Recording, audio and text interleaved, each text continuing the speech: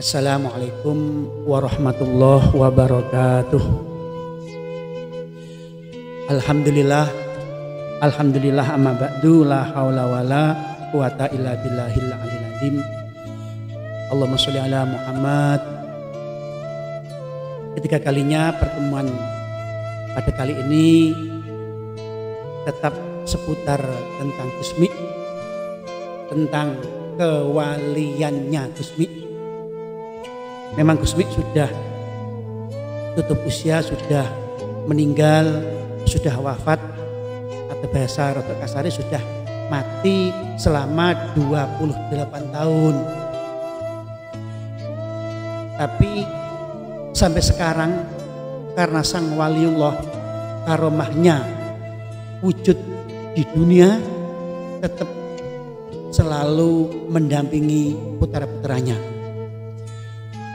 Salah satu karomahnya yang Gusmi sudah meninggal tapi tetap masih kita kenang, kita rasakan. Ada suatu cerita pada suatu ketika orang perempuan yang bernama Ibu Lasmiati itu dari orang Kediri. Pada waktu itu dia berdomisili kontrak di sebuah tempat Balurti, kota Kediri. Awalehi kanan kirinya Masjid Darussalam. Karena dia mendapatkan sakit sampai Bu Lasmiati ini opname di Rumah Sakit Bayangkara Kota Kediri. Pada waktu itu sakitnya menurut dokter, karena Rumah Sakit Bayangkara sudah tidak mampu untuk menanganinya, dinyatakan sakitnya radang tenggorokan. Akhirnya diputuskan untuk dirujuk di Rumah Sakit Surabaya pada waktu itu. Karena kebingungannya keluarga yang minim, suaminya hanya kerjanya tukang ukel becak dan anak-anaknya belum mapan pada waktu itu, akhirnya mengambil kesimpulan mencari alternatif, minta air doa. Berbahasa Jawane omben-omben.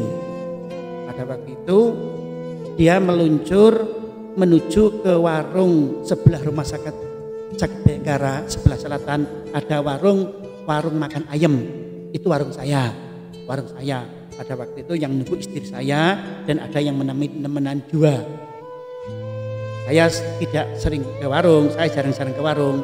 Pada waktu itu utusannya anaknya, saya ingat, perempuan dua, minta tolong suruh mendoakan air ini bagaimana caranya dengan lantaran ibunya sembuh. Aku dengan menyahut ucapannya dengan mudah, tolong air ini letakkan di warung dulu, besok pagi sampai ambil. Besok pagi sampai ambil, tak bawa ke rumah, coba aku tak matur dengan Gusmi. Saya bilang begitu memang pada waktu itu. Akhirnya paginya air itu diambil tanpa sepengetahuan saya, lewat istri saya dan pembantu saya. Sudah selesai cerita, saya tidak tahu ceritanya. Berkisar 1 bulan di rumah ada tamu lalu memperkenalkan diri, yang salah mengatakan terima kasih Pak Sanusi, matur nuwun Pak Sanusi, saya bernama Lasmiati, Bu Lasmiati yang 1 bulan tempo dulu yang sakit. Antiknya, anehnya ini para pemirsa, Bapak Ibu, di dalam cerita Ibu Lasmiati bilang begini, Pak San, pada waktu itu saya jelas ingat, saya sadar ada sesosok manusia itu dari luar Rumah Sakit Bayangkara berjalan tembus tembok Rumah Sakit Bayangkara, dilalui tembus, lalu mendekat pada saya, kepala saya ini dilus-lus sambil berkata begini. Saya masih ingat. Jumuken banyune. Tak ulang lagi. Jumuken banyune. Akhirnya air itu diambil oleh anak saya yang sebelumnya saya tidak bisa minum. Gitu. Pakai sendok tidak bisa, apalagi pakai sedotan.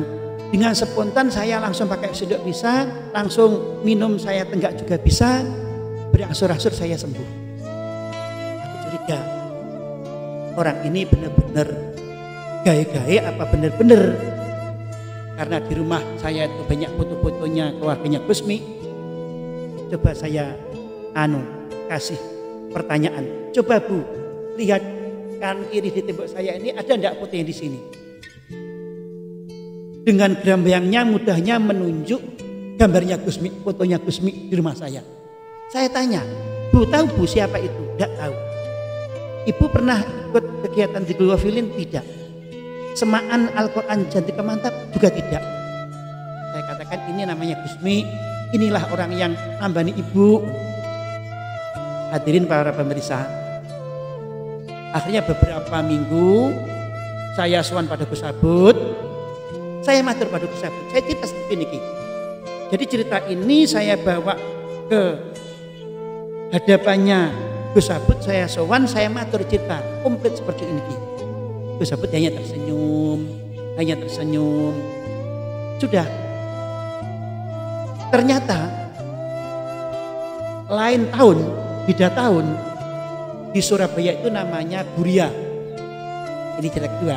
Di Surabaya ada namanya Buria, jamaah di Glowafilin. Itu pas itu sakit di rumah sakit.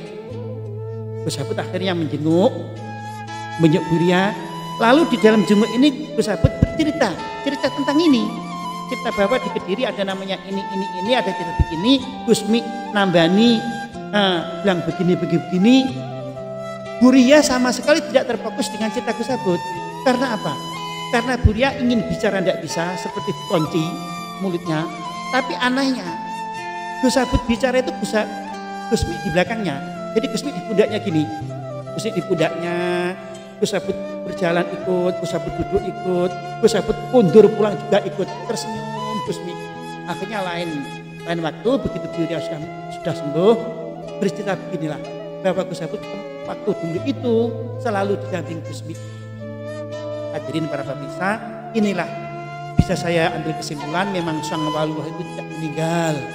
Sang Waliullah itu tidak mati, keramatnya justru meninggal, justru lebih ampuh. Dan saya yakin, hakul yakin, Gusmi itu tetap selalu mendampingi putra-putranya.